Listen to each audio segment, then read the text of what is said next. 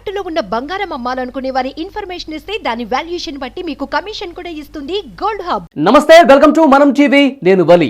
ముఖ్యమంత్రి వైఎస్ జగన్ గారు తన పార్టీకి సంబంధించి 9వ లిస్టు రిలీజ్ చేశారు.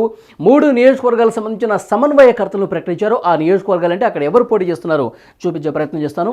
నెల్లూరు ఎంపీ వేణుబాంక విజయసాయిరెడ్డి గారు అక్కడ పోటీ చేయబోతున్నారు. ఆయన ప్రస్తుతం రాజ్యసభ ఎంపీగా ఉన్నారు. విజయసాయిరెడ్డి నెల్లూరు ఎంపీగా ఈసారి లోక్సభ స్థానానికి పోటీ పడబోతున్నారు.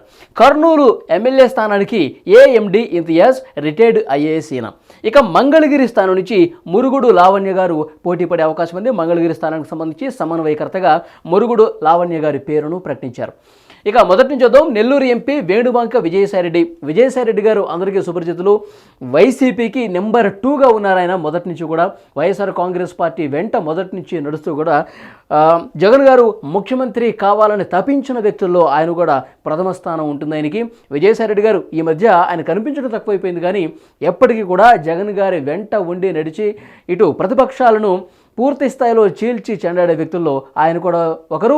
ఎందుకంటే పార్టీకి సంబంధించిన అనేక కార్యక్రమాల్లో పార్టిసిపేట్ ఒకవైపు చేస్తూనే మరోవైపు ప్రతిపక్షాలకు సంబంధించి తన ట్వీట్లతో హోరెత్తించి ప్రతిపక్షాలకు చుక్కలు చూపించే నాయకుడు విజయసాయిరెడ్డి అని చెప్పాలి. యాక్చువల్గా ముఖ్యమంత్రి అయిన తర్వాత వైఎస్ జగన్ గారు ప్రభుత్వ సలహాదారుగా సజ్జల రామకృష్ణారెడ్డి గారు ఎన్నికైనటువంటి విషయం మనకు తెలిసిందే. ప్రభుత్వ సలహాదారుగా సజ్జల రామకృష్ణారెడ్డి గారు ఎప్పుడు తన బాధ్యతలు మొదలుపెట్టారో అప్పటి నుంచి కూడా నెంబర్ 2 సజ్జల వర్సెస్ విజయసాయిరెడ్డి అన్నట్టుగా జరిగింది. సో ఆయన ఎందుకంటే పార్టీకి సంబంధించిన ప్రతి కార్యక్రమం కావచ్చు, తర్వాత జగన్ గారు తీసుకున్న ప్రతి డెసిషన్ కావచ్చు, లేదంటే తాడేపల్లి క్యాంపు కార్యాలయంలో జగన్ గారిని కలిసే ముందు కలవాల్సింది సజ్జల, ఇలాంటి పేరు ఆయన తెచ్చుకున్నారు. ఈ నేపథ్యంలో నెంబర్ 2 విజయసాయిరెడ్డి కాదు, నెంబర్ 2 సజ్జల రామకృష్ణారెడ్డి. ఈ చర్చ చాలా బలంగా జరిగినటువంటి విషయం మనకు తెలిసిందే. సో ఆ గొడవను పక్కన పెట్టేస్తే ఇప్పుడు విజయసాయిరెడ్డి గారిని ఇక్కడ నెల్లూరు ఎంపీకి ఎందుకు తీసుకొచ్చారు అంటే, అక్కడ వేమిరెడ్డి ప్రభాకర్ రెడ్డి ఎవరైతే రాజ్యసభ ఎంపీగా ఉన్నారో ఆయన రాజీనామా చేశారు. రాజీనామా చేయటమే కాకుండా కొన్ని విమర్శలు కూడా చేశారు పార్టీకి సంబంధించి. పార్టీలో తనకు ప్రాధాన్యత లేదు. యాక్చువల్గా వేమిరెడ్డి ప్రభాకర్ రెడ్డి రాజ్యసభ ఎంపీ. ఆయన నెల్లూరు ఎంపీగా ఈసారి లోక్సభ స్థానానికి ప్రత్యక్ష ఎన్నికల్లో పోటీ పడబోతున్నారని చెప్పి గతంలో కూడా ప్రకటించారు. అయితే ఆల్ ఆఫ్ సడన్ ఏమైందంటే, వేమిరెడ్డి ప్రభాకర్ రెడ్డి గారు తనకి పార్టీలో సరైన గౌరవం లేదు, పార్టీలో అసలు నన్ను ఎవరు పట్టించుకునే పరిస్థితి లేదు, ఎవరైనా జాయిన్ అయినా నెల్లూరు జిల్లాలో కనీసం తనకి ఇంటిమేట్ చేయట్లేదు. సో ఈ రకమైనటువంటి పరిస్థితి ఉంది. అడుగడుగున నాకు పార్టీలో అవమానాలు జరుగుతున్నాయి, ఈ పార్టీలో నేను ఉండలేనని చెప్పి వైసీపీ ప్రాథమిక సభ్యత్వానికి ఆయన రాజ్యసభ ఎంపీ కూడా రాజీనామా చేసిన పరిస్థితి ఉంది. సో ఆయన రేపు మాపో తెలుగుదేశం పార్టీలో జాయిన్ అవుతారని కూడా చర్చ కూడా జరుగుతుంది. ఇప్పుడు ఆయన తెలుగుదేశం పార్టీలో జాయిన్ అయ్యి నెల్లూరు ఎంపీ అభ్యర్థిగా తెలుగుదేశం పార్టీ నుంచి ఆయన పోటీ చేసే అవకాశం ఉందని ఒక చర్చ జరుగుతుంది. ఎందుకంటే గతంలో కూడా ఆయన ప్రకటన చేశారు, ఈసారి నెల్లూరు లోక్సభ స్థానానికి నేను పోటీ పడతానని. సో వేమిరెడ్డి ప్రభాకర్ రెడ్డిని ఢీ కొట్టడానికి అక్కడ అన్ని రకాలుగా ఆలోచన చేసి ముఖ్యమంత్రి వైఎస్ జగన్ గారు విజయసాయిరెడ్డి అయితే బాగుంటుందని చెప్పి ఆయన పేరును ప్రతిపాదించారు. సో వైసీపీలో నుండి సీనియర్ నాయకులు కూడా దానికి ఏకీభవించారు. ఎందుకంటే విజయసాయిరెడ్డి గారు అక్కడ పోటీ చేస్తే కనుక కొంత పార్టీకి బలం పెరుగుతుంది. దాంతోపాటు నెల్లూరు పార్లమెంటు పరిధిలో ఉన్నటువంటి అసెంబ్లీలో కూడా ఆ ఇంపాక్ట్ కొంత ఎక్కువగా ఉంటుంది. సో నెల్లూరు వైసీపీకి కొంత బలమైనటువంటి జిల్లా కాబట్టి అక్కడ వీలైన ఎక్కువ స్థానాలు సంపాదించుకోవచ్చు అన్న ఉద్దేశంతో నెల్లూరు ఎంపీ అభ్యర్థిగా విజయసాయిరెడ్డి పేరు కన్ఫర్మ్ అయినట్టుగా మనకు అర్థమవుతుంది. సో అది మొదటి స్థానం నెల్లూరు ఎంపీగా వేణుబాంక విజయసాయిరెడ్డి పేరు ప్రకటన చేశారు 9వ లిస్టులో. ఇక Kurnool AMD Imtiaz retired IAS ఆయన. యాక్చువల్గా కర్నూలు ఎమ్మెల్యే ప్రస్తుతం హఫీజ్ ఖాన్ ఉన్నారు. ఇక Kurnool AMD Imtiaz retired IAS ఈయన పేరును ప్రకటించారు. యాక్చువల్గా ప్రస్తుతం కర్నూలు ఎమ్మెల్యేగా హఫీజ్ ఖాన్ ఉన్నారు. అయితే పార్టీ చేయించినటువంటి సర్వే కావచ్చు, ఐపాక్ సర్వే కావచ్చు, అందులో హఫీజ్ ఖాన్ పట్ల ప్రజలు కొంత వ్యతిరేకత ఉన్నారు. ఆయన పోటీ చేస్తే కనుక ఓడిపోయే అవకాశం ఎక్కువ ఉందని చెప్పి సర్వేల్లో తేలింది. సో దీని ప్రకారం అక్కడ ఒక కొత్త వ్యక్తిని తీసుకొస్తే బాగుంటుందన్న ఉద్దేశంతో ఇక్కడ ఇంతియాజ్కు అవకాశం కల్పించినట్టుగా తెలుస్తోంది. యాక్చువల్గా ఇంతియాజ్ పేరు ప్రకటనకు ముందు మరికొన్ని పేర్లు కూడా తెర మీదకి వచ్చాయి. అయినప్పటికీ కూడా కొంత వైట్ పేపర్ ఉన్నటువంటి వ్యక్తి, అంటే ఎలాంటి మచ్చలేని వ్యక్తి అయితే బాగుంటుంది. కర్నూలులో మైనార్టీ ఓట్ బ్యాంక్ ఎక్కువగా ఉంటుంది కాబట్టి సో మళ్ళీ ఒక మైనార్టీకి ఇస్తే బాగుంటుందన్న ఉద్దేశంతో ఇంతియాజ్కి ఇచ్చారు. ఆయన ఐఏఎస్ ఆఫీసరు. ఈ వైసీపీలో జాయిన్ అయ్యి కర్నూలు ఎమ్మెల్యేగా పోటీ చేయడం కోసమే ఆయన వాలంటరీ రిటైర్మెంట్ కూడా తీసుకున్న పరిస్థితి ఉంది.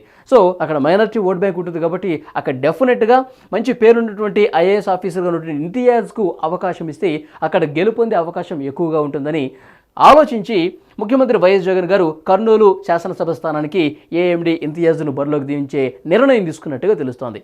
ఇక 3వ నెంబరు మంగళగిరి మురుగుడు లావణ్య.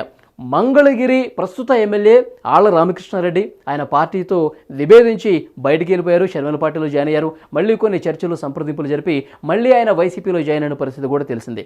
అయితే అక్కడ సమన్వయకర్తగా గంజి చిరంజీవిని ప్రకటించారు. ఆయన చేనేత వర్గానికి చెందినటువంటి వ్యక్తి, చేనేత సామాజిక వర్గానికి చెందినటువంటి వ్యక్తి గంజి చిరంజీవే ఈసారి పోటీ చేయబోతున్నారని చెప్పి ఆల్రెడీ ప్రకటన కూడా వచ్చింది. ఆ రకంగా ఆయన వర్క్ కూడా చేసుకుంటున్నారు. అయితే ఇప్పుడు తాజాగా మురుగుడు లావణ్య పేరు తెర మీదకి రావడానికి కారణం ఏంటంటే, ఇప్పుడు తాజాగా చేసినటువంటి కొన్ని సర్వేల్లో గంజి చిరంజీవి కంటే లావణ్య గారు పోటీ చేస్తే కొంత బెటర్ ఫలితాలు వచ్చే అవకాశం ఉంది. ఎందుకంటే మంగళగిరిలో మొన్న ఫస్ట్ లిస్టులో నారా లోకేష్, తెలుగుదేశం పార్టీ జనసేన మొదటి జాబితాలో మంగళగిరి నారా లోకేష్ ప్రకటించిన విషయం తెలిసిందే.